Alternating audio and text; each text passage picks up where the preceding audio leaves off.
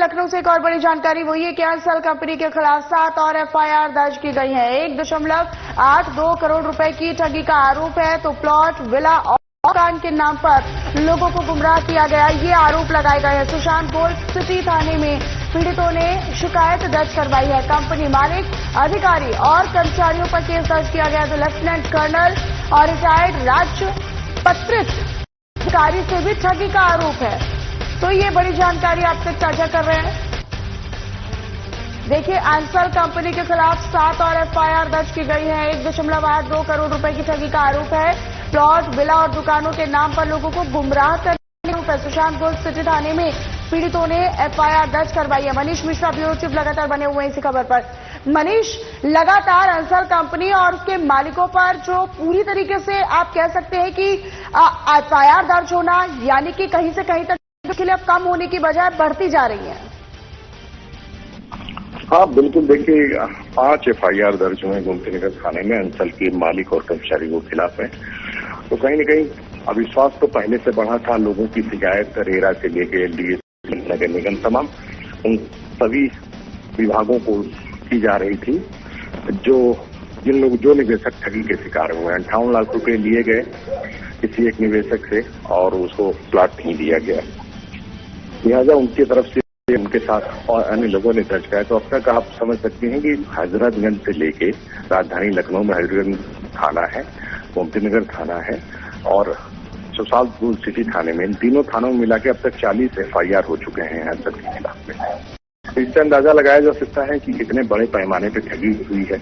और कोई साधारण निवेशक नहीं है, बड़े बड़े कई जज भी हैं, कई विभागों में अच्छे पदों पे काम करने वाले अधिकारी, कर्नल है या फिर रिटायर्ड राजपत्रित जैसे लोग हैं जो ठगी का शिकार हो रहे हैं। यानी कि पैटर्न समझने में थोड़ी सी देरी हो रही है लोगों को। हाँ, खैर निवेशकों को थोड़ा सा सावधानी भी बरतनी चाहिए थी। हालांकि अंसल जितना बड़े पैमाने पर टाउनशिप डेवलप हो रहा था, अंसल ने लोगों को झांसा दिया, ठगी की इस तरह से आशे में रखते हुए निवेशकों से निवेश कराए, ताकि उन्होंने कहा कि एलडीए से अप्रूवल है, आपको किसी तरह की दिक्कत नहीं हुई। समय सीमा भी बताई कि इतने समय में आपको हम बना के देंगे, प्लाट देंगे। हालांकि जब रजिस्ट्री नहीं हुई तब लोगों को शंका हुई और तब लोगों ने शुरू की। इसलिए कि जब कोई प्लाट खरीदने जाता है, फ्लैट खरीदने जाता है, निवेश करता है, तो उसकी रजिस्ट्री, यानी उसको हक, मकान मालिक होने का हक तभी मिलता है जब उसके नाम में रजिस्ट्री होती। जब रजिस्ट्री होने से इनकार होने लगा तब लोगों का भरोसा उठा और लोगों ने शिकायत शुरू की। मामला मुख्यमंत्री तक आया। मुख्यमंत्री ने खुद हस्तक्षेप करते हुए तमाम सभी एजेंसियों को और पुलिस को सख्त कार्रवाई का आदेश दिया है। और उसी आदेश के क्रम में देखिए, हालांकि मुकदमे अभी दर्ज हो रहे हैं, लेकिन उसके खिलाफ उस तरह का एक्शन होता हुआ भी नहीं रहा है।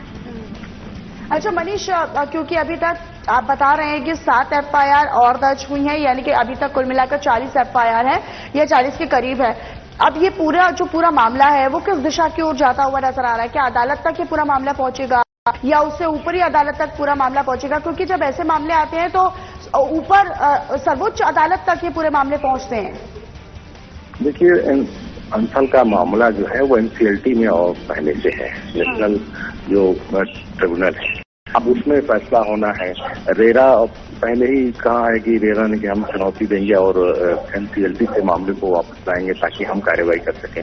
रेरा जो बनाई गई है एक नियामक संस्था है जो रियल एस्टेट बिल्डरों को कंट्रोल करती है।